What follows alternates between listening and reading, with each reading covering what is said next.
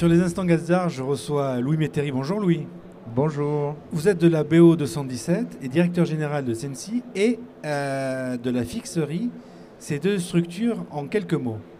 Alors donc ces deux structures, Synsys, c'est un atelier de reconditionnement d'appareils électroniques, donc téléphone, ordinateur, tablette, majoritairement issus de flottes d'entreprises. Donc on est une filiale d'un loueur. Et la Fixerie, c'est notre boutique qui a ouvert il y a 6 mois maintenant, où c'est un espace dédié à la réparation et à la vente de produits reconditionnés, donc un back market physique pour traiter toutes les problématiques liées aux consommateurs particuliers. Alors, BO 217, c'est pas très très vieux le diplôme. Racontez-nous un petit peu l'histoire justement d'une collaboration avec Alex. Alors donc oui, je suis associé avec Alexandre Isaac.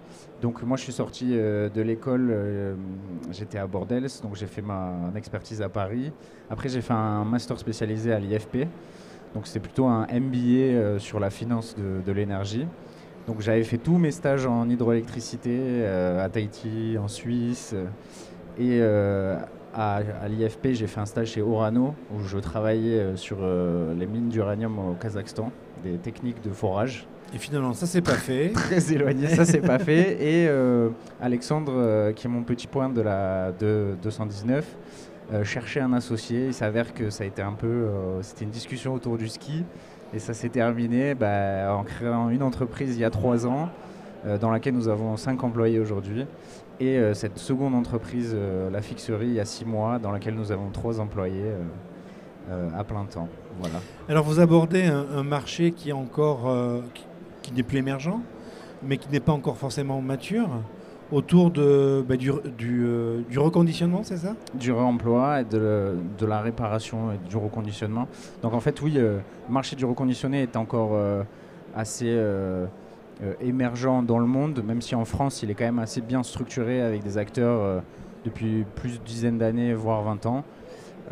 Mais c'est un marché qui est en transition. Nous, on est 2 ingénieurs, on se poste comme je dirais compétents ou ayant des compétences techniques à mettre au service de la réparation et du reconditionnement dans le but d'allonger la vie des matériels le plus possible. Donc c'était un business plutôt d'achat-revente, de broc, et ça se transforme un business structuré avec des qualités de la qualité, des chartes de qualité globales pour pour gagner la confiance encore plus du client, car c'est encore la confiance qui freine un peu les clients d'utiliser des machines reconditionnées. Il y a bien sûr le prix qui est attractif, mais il faut quand même pouvoir structurer une offre qui, disons, en qualité assez homogène pour que les clients n'aient pas de mauvaises surprises et se disent pas non, le reconditionné ça marche jamais, c'est toujours comme ça. Donc nous on essaye d'apporter nos compétences techniques pour faire en sorte que les machines soient reconditionnées, même si les constructeurs de neuf ne veulent pas forcément qu'on répare et qu'on construise. Alors justement, quelle est votre feuille de route dans les années à venir? Là, en fait, on est en train de développer.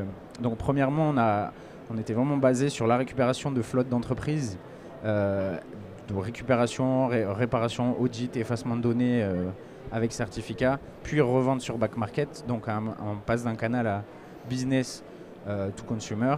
Et maintenant, on a un vrai travail avec la loi Rennes, donc qui oblige les collectivités à avoir 20% de reconditionnés, mais aussi la loi GEC, tout ce qui est les conditions, donc CSRD, de mesures d'impact et de transition, essayer de réduire ces impacts pour les entreprises. On essaye d'apporter une offre reconditionnée aux entreprises qui est différente des particuliers, car il faut des parcs homogènes, qui sont, que les DSI ne nous détestent pas et que les entreprises soient en capacité d'utiliser du matériel reconditionné, que ce soit des téléphones ou des laptops dans un premier temps. Et donc ça, c'est vraiment notre feuille de route, et on commence à répondre aux appels d'offres publics, par exemple. Donc on en fait à peu près tous les mois. Et ça, c'est vraiment un nouveau pan de expansion, on va dire, pour pouvoir apporter nos services à ces entreprises-là. Louis, dernière petite question, beaucoup plus personnelle.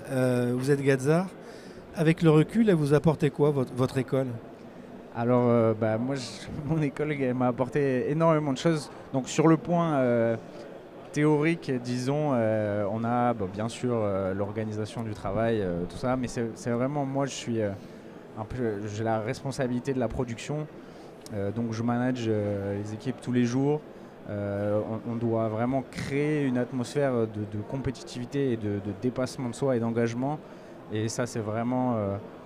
j'ai vraiment énormément appris lors des manips, l'organisation de tous les événements qu'on a pu faire quand on était à Bordeaux et après à Paris.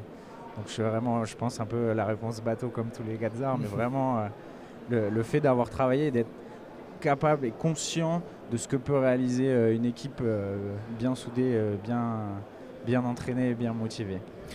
Merci Louis pour cet entretien. Et bien, merci à vous de nous avoir reçus.